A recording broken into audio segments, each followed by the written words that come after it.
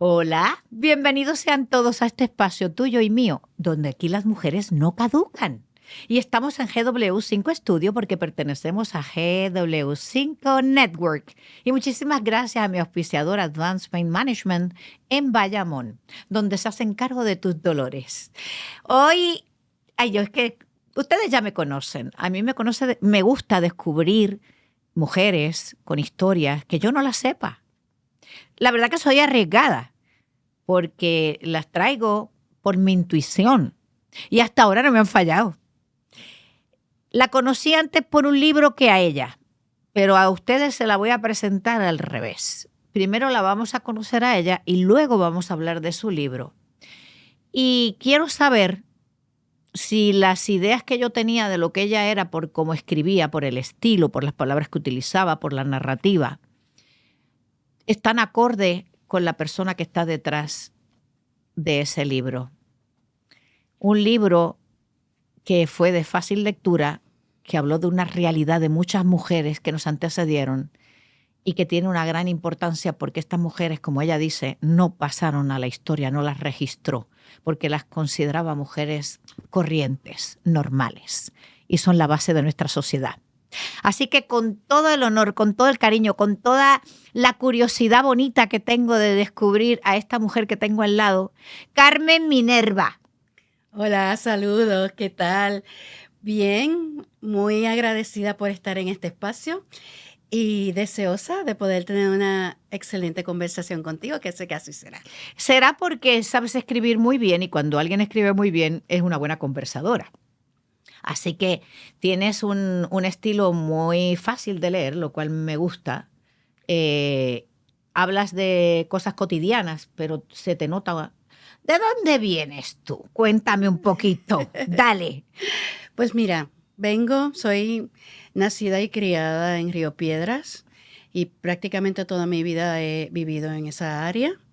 Perdona, pero nos ve mucha gente que no son del país. Río Piedras es un área de gente trabajadora de aquí, del área metropolitana, que en algún momento tuvo mucha importancia a nivel económico por la cantidad de trabajos que se movía y de economía que se movía, y hoy en día pues está un poquito más abajo de lo normal porque se ha abandonado el área, pero perdona, pero Sí, era para ubicarles de dónde vienes. sí, es en Río Piedras es ahora mismo parte de la capital, lo que es San Juan, pero en su momento, hace, ¿verdad? Mucho tiempo atrás, siglos atrás, pues era realmente una ciudad por sí misma.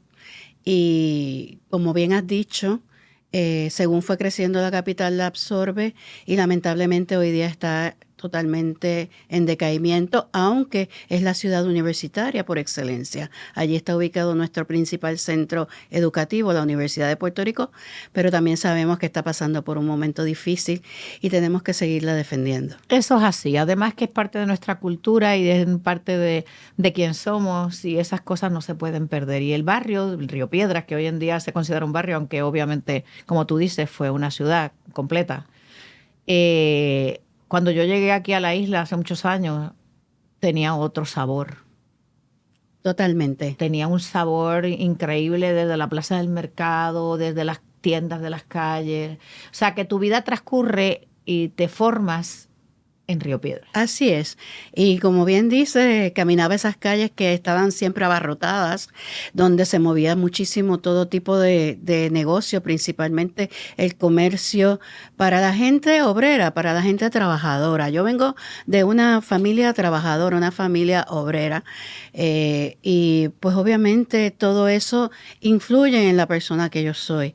Decido cuando voy a estudiar cuando termino mi secundaria, decido que entonces voy a ir a la Universidad de Puerto Rico en Río Piedras, porque para mí era como que este lugar mágico donde yo iba a poder transformar mi vida. Y Porque de alguna u no otra en tu manera así familia había fue. mucha gente con título No, universitario. yo era de la primera generación Claro. que logra un título universitario.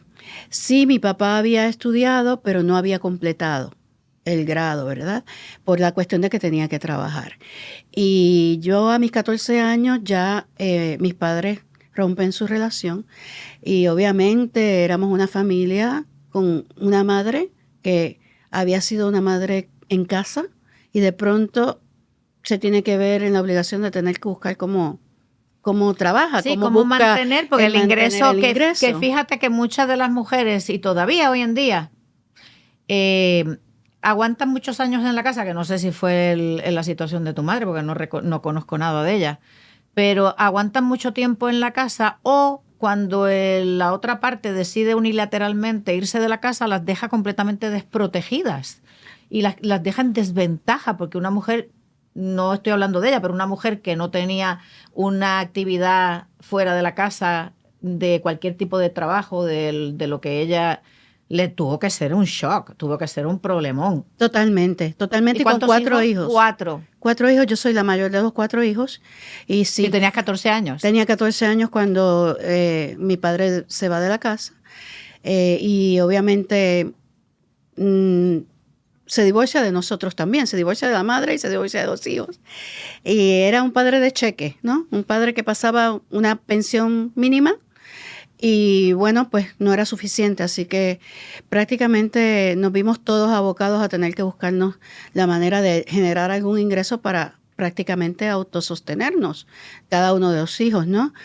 Porque con lo poco que mi madre recibía también resultaba muy difícil poder manejar un hogar, ¿no? Y cubrir todas las necesidades que hay para los hijos y también para una casa, porque las casas también requieren su atención. Nunca se terminan, hija. Así que sí, ese es mi, ¿verdad? Mi trasfondo, lo que me ¿Y a los forma. 14 años te pusiste a trabajar en algo? Así es, a los 14 años empecé a trabajar en una floristería. Qué bonito, por lo menos. Sí, sí, una persona que era vecina tenía una floristería y entonces, y una casa de novias, y me ofrecieron la oportunidad de trabajar. Y sí, desde los 14 años estoy trabajando. Mi hermano, uno de mis hermanos, bueno, prácticamente todos, desde la edad de los 13, 14 años teníamos que trabajar. Que en aquel entonces se podía, era legal, o sea, no era algo inusual. No era algo inusual, no era legal porque éramos todos menores, pero no era inusual que la gente trabajara sobre todo en negocios familiares. Exacto. Y esa era una familia vecina que nos sí, que no era como que te puso en una fábrica no, exactamente. a trabajar sola con una serie. No. Óyeme, que la necesidad, mi amor, ha estado presente toda la vida. Y sobre todo que son cosas que son actividades legales, o sea. Lo que te quería decir es que era una floristería, era alguien que te protegía, no ibas a estar expuesta a abusos de ningún tipo. Y entonces, pues obviamente, oye, para dar de comer, yo no justifico nunca el robo ni nada. Pero ya también es muy fácil desde la comodidad de no tener que dar de comer a alguien y no tener nada. Así es. Y bueno, entonces ya luego suceden situaciones personales, me involucro en una relación. Estudiando en la universidad. Estando en la floristería. Ah, en la floristería. Bueno, claro. Estando en la floristería. De novias. Claro. Pues te fueron echando para el lado. Y entonces tengo un embarazo, ¿verdad? Sí. Inesperado. Y a causa de mi embarazo, pues cuando se enteran mis padres, mi padre da totalmente la espalda, reniega de mí. Dice que aunque era la hija más inteligente que él tenía, no había usado bien mi inteligencia. Perdón. Y me tira a la calle. Perdón por qué comentario. Y luego también entonces, pues mi madre tiene una reacción igual porque en ese tiempo... Oh, sí. Era en la década de los 70, una chica que salía embarazada menor de los 18 años y encima... no había hablado de noviazgo ni de ningún tipo de relación, que era un embarazo sorpresivo, pues importaba más el que dirán de la familia que la niña. Pero por Así supuesto. que mi hermana también me tira a la calle. ¿Y quien me recoge es mi abuela? Ay, las abuelas. Luego ya voy entendiendo el libro. Por eso quizás hay una gran admiración por mi abuela, porque mi abuela y mi tía abuela fueron en toda la familia las dos personas que en ningún momento cuestionaron que había ocurrido. Sí. Simplemente me abrieron las puertas y ya. Pero es que cuando ya pasa, el cuestionarse es... Bueno. es tan innecesario y tan inútil. Sí. Y tan banal. Sí. Porque de verdad quieres que te lo explique lo que sucedió, o sea. Al final el padre de mis hijos sí asume responsabilidad. O sea que el mismo que hay ese embarazo sorpresivo, hay otros más. Sí, bueno, yo sigo una relación con él, porque él asume la responsabilidad prácticamente obligado, ¿no? Por las circunstancias, presionado por su familia también, asume la responsabilidad y luego formamos un hogar. Y entonces nacen 2 hijos más. Tengo 3 hijos de mi pareja. Nunca nos casamos, pero sí él asume responsabilidad y estamos conviviendo durante 11 años. Y en esos 11 años tengo 3 hijos. La relación, pues, no fue la mejor.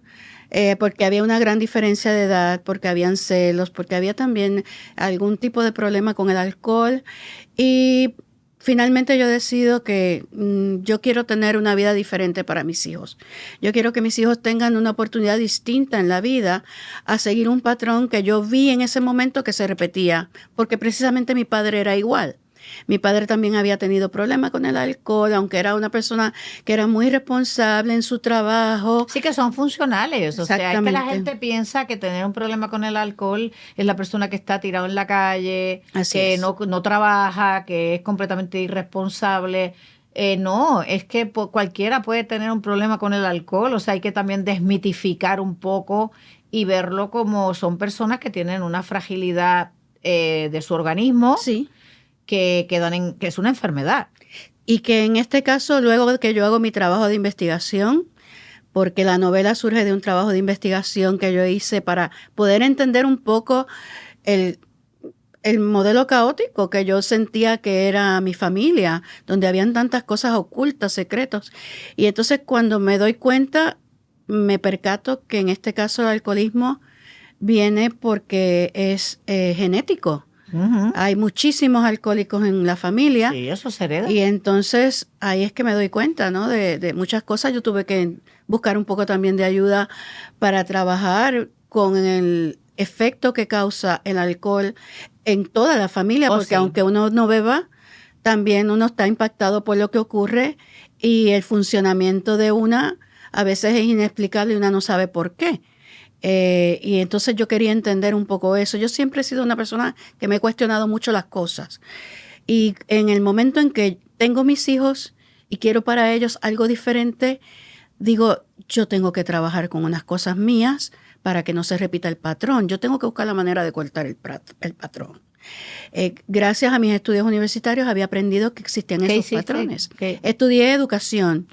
Educación estudié para nivel secundario, nivel primario y también para ser maestra de inglés porque yo lo que necesitaba era tener un trabajo seguro. Exacto. Así que me aseguré de tener todas las bases cubiertas para que donde surgiera la oportunidad por ahí trabajar. Y eso fue lo que entonces hice. Pero obviamente en los cursos de educación uno trabaja también con cursos de psicología. Claro. Y en esos cursos de psicología fue que empecé a darme cuenta de, ¿verdad?, el proceso de desarrollo humano y las cosas que influencian, cómo el ambiente influye en lo que tú te desarrollas como persona. Entonces, ya teniendo ese conocimiento, yo quiero que mis hijos tengan el mejor entorno posible y sin tener ninguna referencia, porque mi hogar de crianza con mis padres no había sido el mejor modelo. Y yo no tenía un modelo referente para yo hacerlo bien, por lo tanto decido buscar ayuda.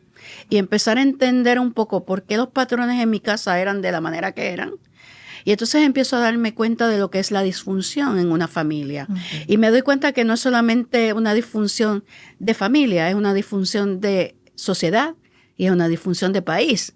Claro. Y entonces digo, bueno, esto es bien complejo, pero dentro de esta complejidad que tenemos como país, podemos hacer algo diferente. Y yo decido hacer algo diferente. ¡Qué maravilla! Con mis hijos quiero hacer algo diferente y como todo proceso de aprendizaje, ¿verdad? Hay tanteo y error. Claro, pero por supuesto. Hice cosas bien, hice cosas no tan bien, pero trataba siempre de hacerlo de una manera diferente. Más que bien o mal, a mí me gusta pensar, y eso es una forma de enfocarlo, no es que yo tenga la razón ni nadie, ni lo contrario. A mí me gusta no verlo como errores, sino como señalamientos de que o falta algo, o sobra algo, o hay que incorporar algo. Sí. O sea, normalmente cuando algo no te sale como tú quieres, lo que te está dando es una información real, absoluta, maravillosa y necesaria de que dentro del proceso que seguiste algo no viste, algo te faltó, algo te sobró. La velocidad fue mucha, la velocidad fue poca. O sea, lo que te da es un punto de referencia o que simplemente no aporta nada al objetivo y que lo tienes que sacar. Así es. Que hay veces que uno ve algo y se empeña y como que se ofusca y resulta que eso no aporta nada a lo que es el objetivo principal. Así es. Así que yo digo que mis hijos realmente son los que el principal motivo, el principal motor de mi vida, porque sobre todo yo quería que ellos tuvieran una vida muy diferente y que tuviesen muchísimas oportunidades, ¿no? Que ellos pudieran disfrutar de tener oportunidades que en aquel momento, en los años 80, 90, sí habían, y yo quería que ellos las exploraran para que encontraran qué era lo que más les gustaba hacer y que pudieran ser ellos mismos sin sufrir consecuencias que yo tuve que sufrir de rechazo, de indecisiones juzgadas como erróneas por mi entorno cercano. Por ejemplo, el que yo decidiera estudiar para maestra, a mi padre le pareció una cosa escandalosa porque él decía que yo era una mujer muy inteligente y que los maestros nos moríamos de hambre. Ay, Dios mío. Era la creencia, ¿no? Sí, que yo podía haber estudiado cualquier otra cosa. Sin embargo, a mí me apasionaba la educación. Y luego en la familia entendí que había una trayectoria de maestros, que habían personas que habían sido maestros, o sea que también había como un componente por ahí genético, que inspiraba a que yo fuera en esa línea. Pero decías que venías de una familia donde los secretos abundaban. Abundaban todos. Bueno, todo eso lo voy descubriendo después. Claro, porque al principio si no se habla de algo, no existe. Bueno, yo salgo de mi casa a los 18 años para formar este hogar. Preguntarle a mi mamá de cosas era prácticamente imposible porque mi mamá apenas hablaba de su vida, apenas hablaba de la familia. Mi mamá, aunque tiene una familia enorme, realmente era muy limitada la relación que tenía con personas cercanas y todo era muy callado, muy secreto. Y entonces acudo a mi abuela. Para empezar, la que te recoge cuando quedas encinta con la primera embarazo. Así es, la que realmente no es que me recoja para vivir con ella, es la que me acoge cuando sabe que estoy embarazada y la que me da el cariño y la que me da el apoyo y la que no me pregunta, tanto ella como su hermana, que es mi tía abuela, que también ellas dos eran muy unidas y son las que menciono en la obra, ¿verdad? Dos personajes que son muy unidos, porque ellas fueron referentes para yo poder escribir la novela. Entonces, estas dos mujeres anteceden a mi madre y me dan un poco de noción de lo que ocurre, pero era muy poca la información, era como fragmentos, ¿no? Cositas. Y para que no tuvieras una pintura completa.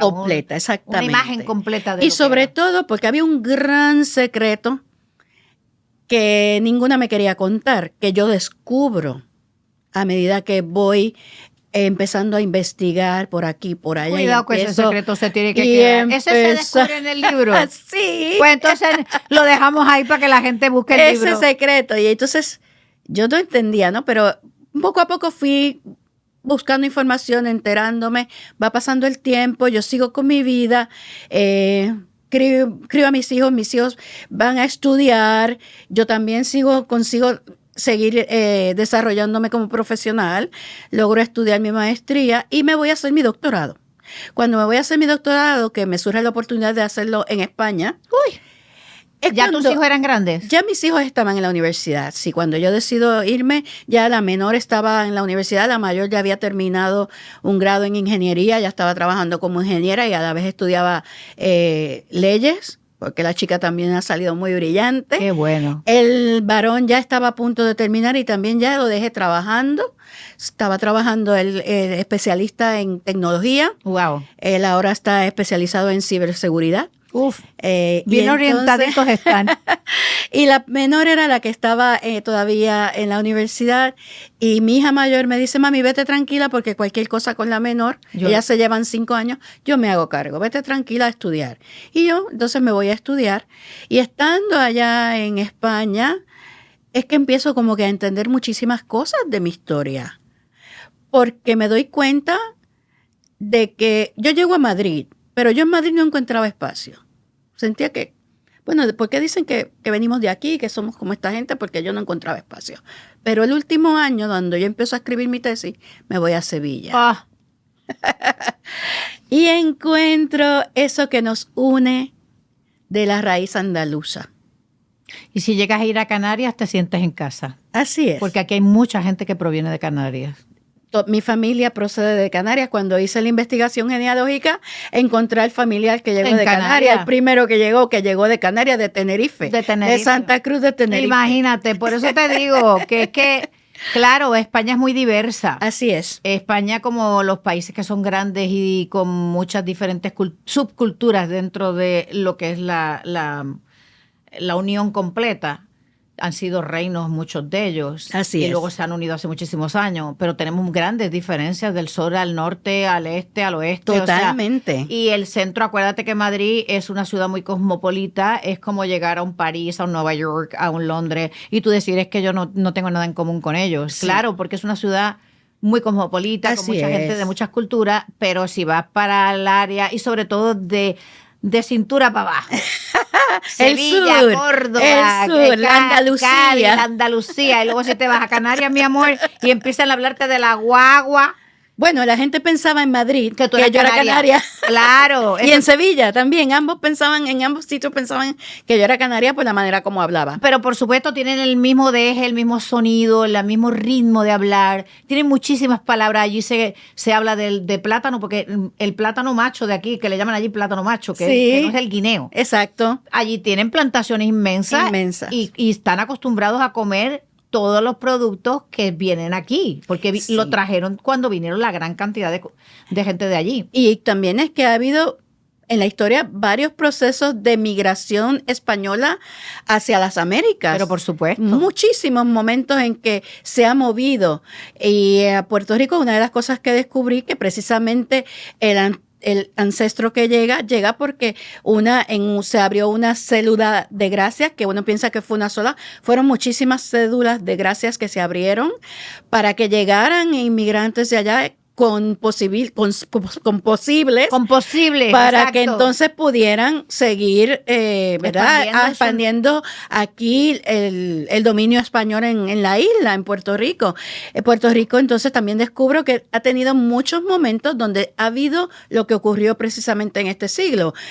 Terremoto, huracán y pandemia, todo a la vez. Todo el tiempo a la vez. Todo el tiempo a la vez.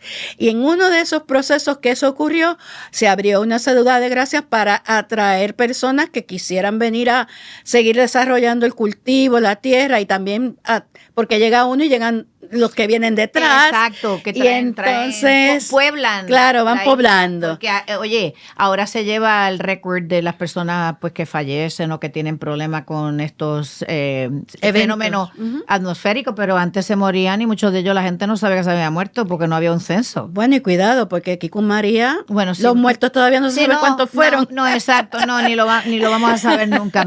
O sea, que esto es como que una repetición porque hay continua. unos directos y otros indirectos y otros, yo qué sé, mejor ese tema. Y hubo mucha gente que enterró a sus muertos en el patio de su casa porque estaban muy remotos y no había manera de pasar y llegar. ¿Y qué hacían? Exacto, ¿dónde lo van a tener? Y no había electricidad en ninguna parte. Ni comunicación. ¿Qué hacían? Ya la sufrimos, no te preocupes que lo sufrimos, Sí. Obviamente desde una ventaja de vivir en el área metro y tener una serie de ventajas, pero el sufrimiento hubo. Pero Sí. tú imagínate eso en siglos anteriores. Siglo XIX, siglo XVIII, claro. Pasaba una pandemia y se iban la mitad de la isla. Así es. Pero la mitad, y entonces tenían que traer gente. O sea, Claro. que tienes raíces canarias. Tengo raíces canarias, sí. Por el lado de mi madre tengo raíces canarias y es la historia que cuento porque es la historia que más conozco. Cuando mi padre se va, ya yo no tengo más relación ni con él ni con el resto de la familia paterna. Así que para mí esa es una familia bastante desconocida, aunque a través de mi trabajo de investigación genealógica, que lo comienzo como en el 2005, sí he descubierto muchísimas cosas también de esa familia, pero no tengo la misma relación que la que tengo con la familia materna. Pero ¿no? claro. Y entonces, en el 2005, que estoy en España, que estoy en Sevilla, empiezo a escribir unos relatos porque estaba escribiendo la tesis y la tesis en las universidades suele tener un lenguaje muy academicista. Exacto. Muy rígido. Bueno, es que son tesis doctorales. Claro. O sea, es como no tiene nada que ver con la lectura tan fácil. Me lo leí de un tirón, que lo sepas. O sea, me puse y no pude parar hasta no averiguar el final. Y por eso no quiero descubrir demasiado para que la gente abra la cabeza también a lo que me abrió a mí. O sea, sin querer hacer spoiler, porque no quiero hacer ninguno, me parece que el respeto que hay que tener al artista, a la persona que... Porque escribir un libro cuesta mucho. Así es. La gente se cree que es poner y decir 4 padeadas No. y se acabó, contar un cuentito. O sea, ahí conlleva y se ve un estudio, una revisión. Has tenido que abrir mucho tu corazón, tus sentimientos, ver qué ponías, ver qué no ponías, cómo lo ponías. Pero parte de lo que me gustó y conecté, que obviamente mis antecedentes son muy diferentes, pero no por eso dejo de ser poco o menos empática. Y sé que son una realidad, que la hemos vivido aquí, allí, allí, allí y aquí. Ha unido unas épocas donde la mujer no lo tenía fácil. Si ahora se creen que lo tenemos difíciles, léanse el libro. Si en su familia todo fue divino y maravilloso, léanse el libro. Si se creen que ya lo hemos conseguido todo en la actualidad, léanse el libro, porque se van a ver reflejados en muchas cosas y en historias muy actuales todavía.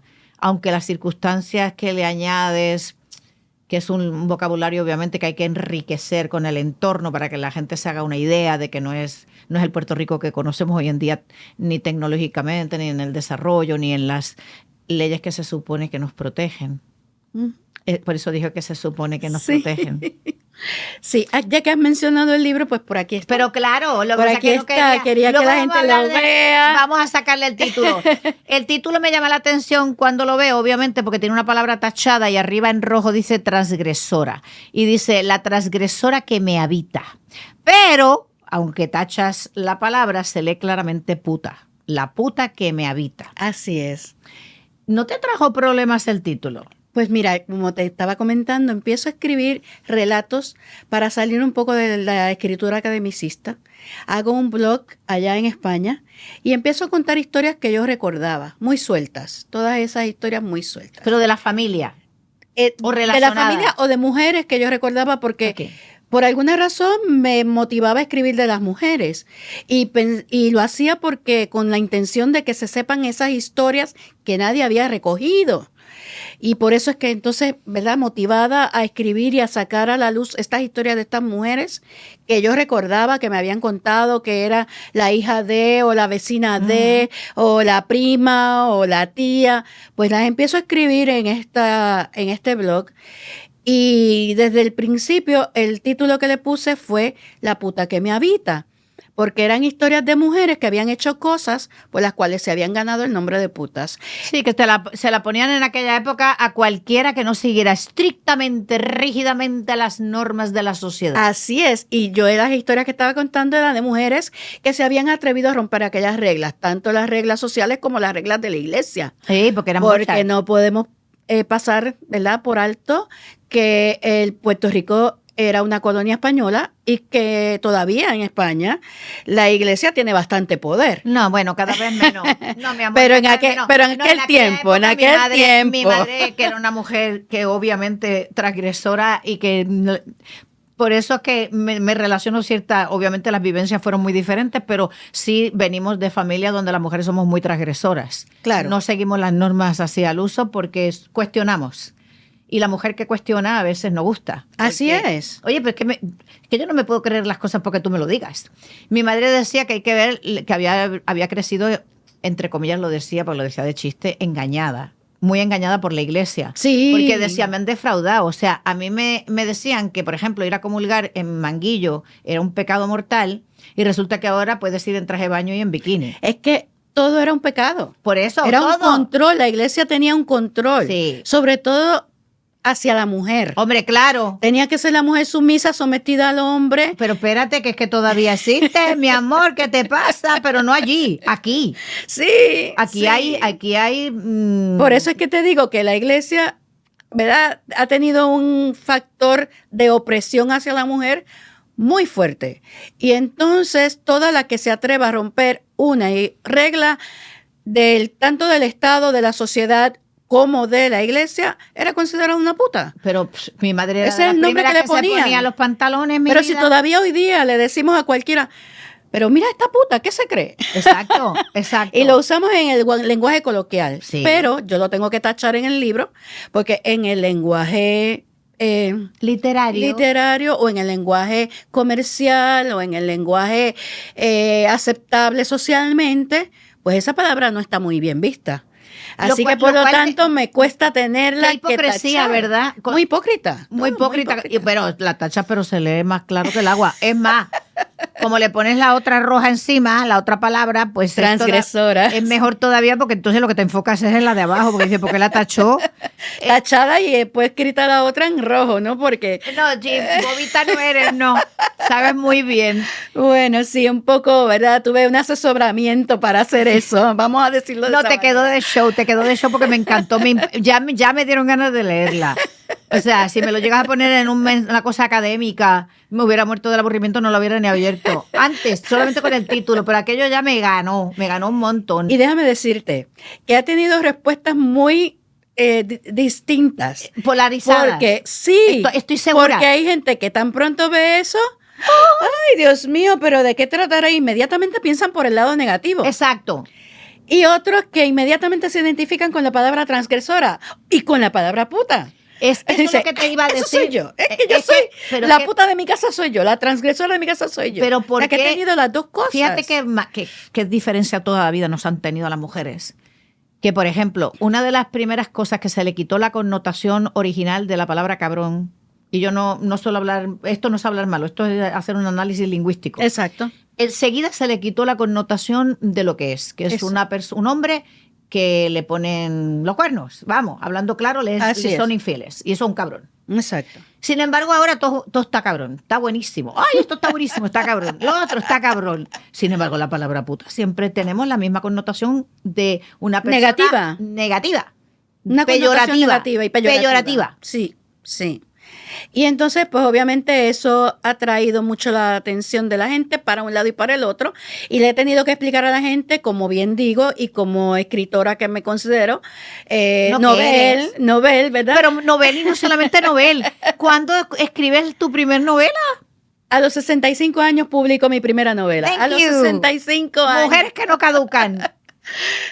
Siempre fue un sueño. Yo siempre me gustó escribir, siempre recogía historias y siempre que tenía oportunidad me dedicaba a recolectarlas, a escribirlas. Escribía cosas pequeñas. Jamás pensé escribir una novela. Cuando estaba en la universidad, me cautivó la literatura, me fascinó.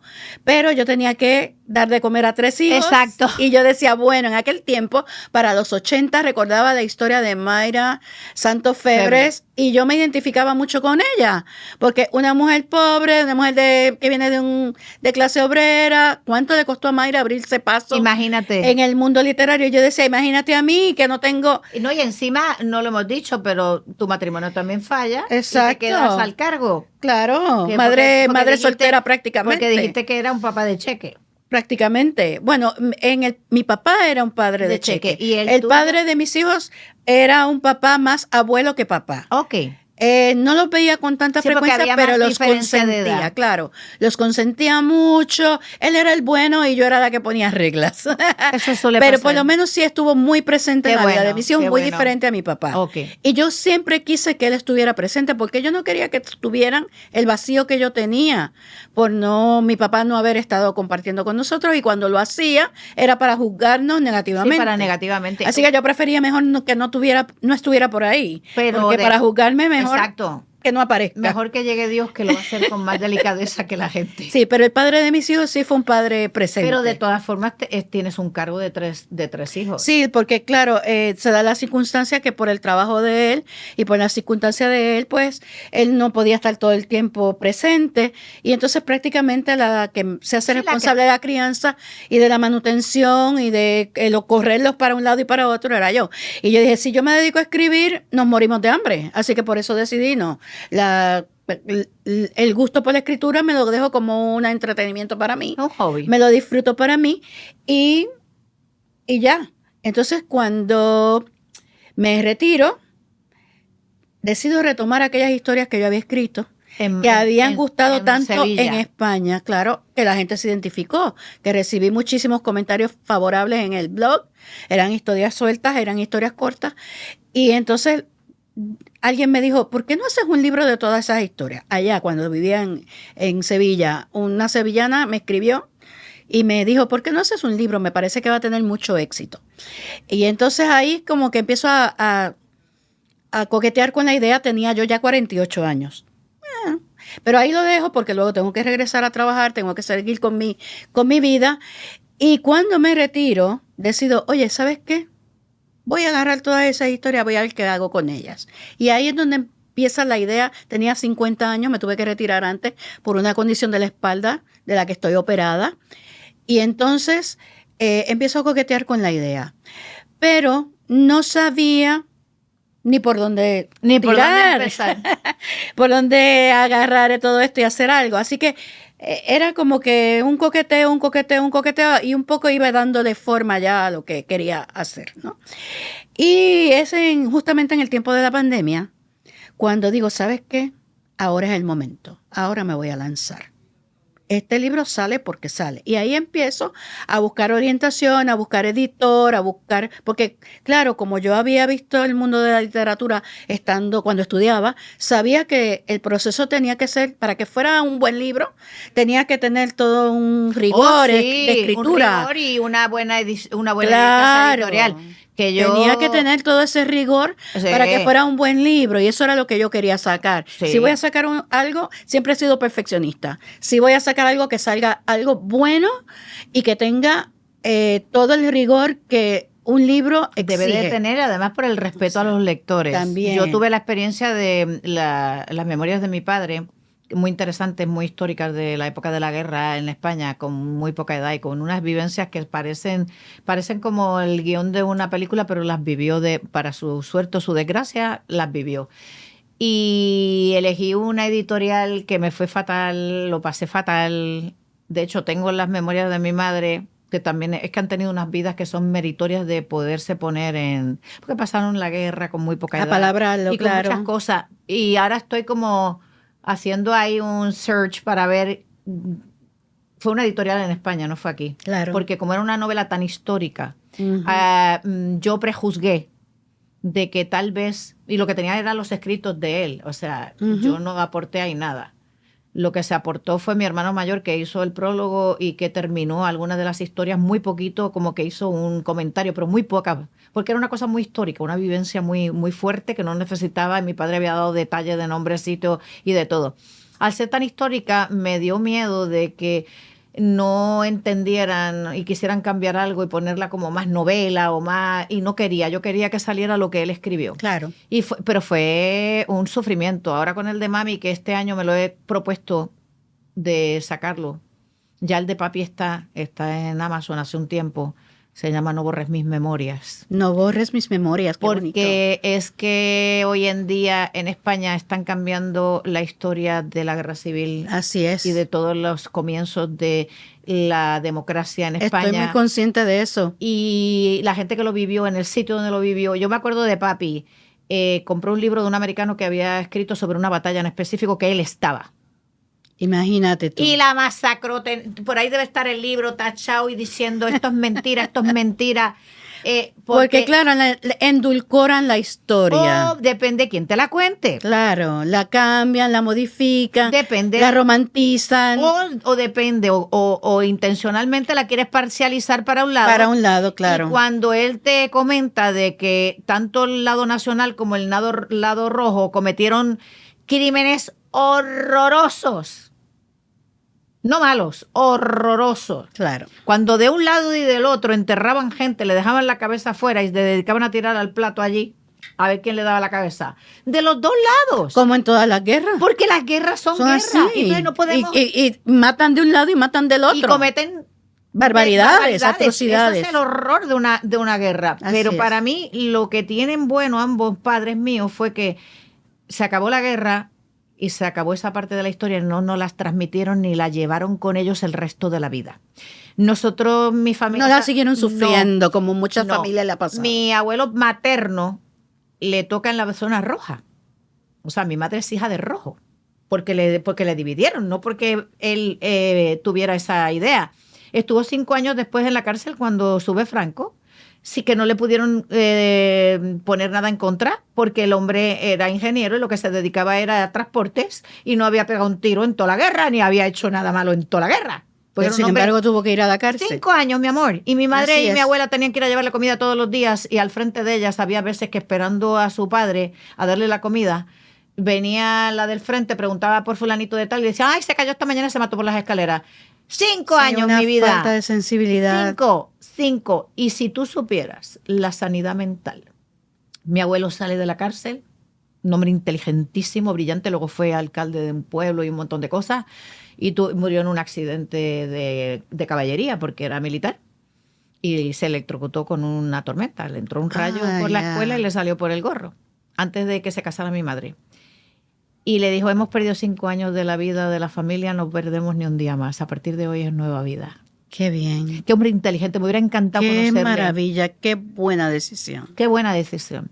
Y sobre todo, no lo dejo como un secreto. Exacto, nosotros sabemos No lo dejo todo. como secreto, porque Y yo qué creo que los horror. secretos que mucho daño hacen Pero en la familia. Mira tú cómo puedes hablar de eso, porque lo sabías, porque no fue un secreto que estuviera en la cárcel, no era nada indigno, No. simplemente fue una injusticia de la vida. Pero que luego porque hay que ocultarlo. Luego, por parte de mi padre había un tío que le llamaban el tío Arrancapaños, y era que parece que el hombre era muy activo sexualmente y andaba corriendo a las doncellas de la finca, y a una la encerró, no para tú sabes qué, y ella fue tan lista que fue al contrario, se salió del sitio donde la había puesto para tú sabes qué y los dejó cerrados. Y paño en valenciano es la puerta. Y fue un tío que arrancó la puerta a golpes porque la habían cerrado por andar detrás de lo que no debía. Claro, es para que pero tú lo hemos veas. sabido todo. Claro, y yo creo que eso es muy saludable. Que todas las familias cuenten las cosas como son. Nada de estar tratando de ocultarlas o guardarlas como un secreto que no se puede contar. Porque yo creo que eso afecta, como bien dicen, la salud mental de todos los que están involucrados y de los que van a venir después. Pero claro. Porque se crían con esa incertidumbre, esas dudas de qué será lo que habrá pasado o qué estarán ocultando. Y por lo regular, tú piensas que lo que ocultan es algo negativo, cuando a lo mejor no es así. Es que simplemente hay cosas que no quieren que se sepan porque en aquel momento tuvieron una connotación, pero hoy día no la tienen. Pero es que aunque sean cosas negativas, o Claro. sea, somos familias normales. Claro, donde tenemos hemos tenido cosas buenas y cosas no tan buenas. Y nosotros lo hablamos claramente porque las cosas negativas también es como un warning para ti, para saber qué debilidades puedes tener. Claro. Hemos tenido gente que han sido multimillonarias y han perdido todas las cosas en mujeres, en juego y en otras cosas. Así es, entonces... Pero es normal, o sea, porque es que ninguna familia es perfecta. A mí me encanta cuando te quieren vender la familia perfecta. Mis antecedentes ha habido de todo. O sea, así es. Cuando me dicen, digo, pues ven, de Toledo, mi madre que era de Toledo, éramos, por el apellido eran judíos conversos, que lo llamaban los marranos. Y no te cuento de en Puerto Rico. Exacto. En Puerto Rico que todos somos criollos, que todos venimos de una mezcla de 3 razas, nos guste o no, que podemos tener mayor influencia de españoles, muy bien, pero tenemos también nuestra influencia africana que la negamos de una manera increíble, que un poco lo traigo en el libro, porque al día de hoy todavía ese racismo sutil hace mucho daño y está muy presente. Sutil. Bueno, yo lo llamo sutil por no llamarlo como debe ser. Sutil. Pero hay mucho racismo, mucho clasismo. Clasismo también. Y nos cuesta aceptar eso, porque tú le preguntas a la gente, no, yo no soy racista, pero oye, ese comentario que acabas de hacer, claro que lo es. Y hay cosas que repetimos por ignorancia. También. Que tenemos también que hacer una limpieza de nuestra forma de hablar, que a veces metemos las patas sin querer. Haces un comentario de es negro pero es lindo, o trabajar como un negro, o que te engañen como un chino. Cosas que se repiten como sin conciencia de lo que estamos diciendo. Y tenemos que limpiar mucho también el lenguaje. Tenemos que limpiarlo. Sí. Pero es una realidad, o sea, y traes todo eso, y lo que más me llama la atención y por lo cual me gustó tanto es que le das presencia a esas mujeres que nos antecedieron. Que se atrevieron a romper con todas esas normas establecidas, que se atrevieron a lanzarse a buscarse su oportunidad. Se la buscaron, no fue que se la dieron, es que ellas se las buscaron. No, que se le pusieron en contra. Porque hoy en día que cada uno vive su vida, y a mí eso de que los tiempos míos eran mejor, yo no creo en eso. Cada uno vive lo que tiene que vivir. Así es. Pero si se creen que todo lo de alrededor, el entorno, no era más hostil o menos hostil en aquella época, esas mujeres no tenían el apoyo legal, no tenían el apoyo de la sociedad, no tenían el apoyo de nadie. Ni de la familia, ni de nada. De nada. De nada. Eran empezar de cero. Transgresoras. Así es. Eran auténticas transgresoras y se lanzaban. Y una de las cosas que yo me documenté bien para poder traer la historia como la traigo es que aquel momento de transición entre los años a finales de los 30 a los 40, cuando vino la decadencia de la industria azucarera, porque los americanos vinieron para sembrar azúcar y luego como consiguieron hacer azúcar de otra manera más económica en otros lugares, así igual se fueron. Fueron miles de mujeres las atrevidas que se lanzaron a, ¿sabes qué? Yo no me quedo aquí en este pueblo muerto a morirme en la absoluta pobreza o a morirme de hambre. Yo voy a hacer algo. Y se atrevieron aún en contra de los que estaban a su alrededor. Sí. Que es el caso de este personaje, que dice, ¿sabes qué? No me voy a quedar aquí a seguir muriéndome de hambre, a seguir aguantando reglas que no tienen ningún sentido y me tengo que buscar la vida porque a mí me gusta hacer estas cosas.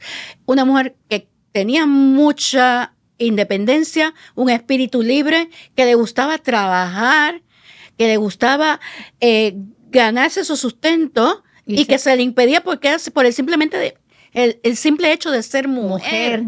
Sí. Entonces ella dice, no, yo también tengo el mismo derecho que un hombre a hacerlo y a ganarme la vida y a vivir mejor. Y a vivir lo que tuvo que vivir, que no queremos hacer el spoiler.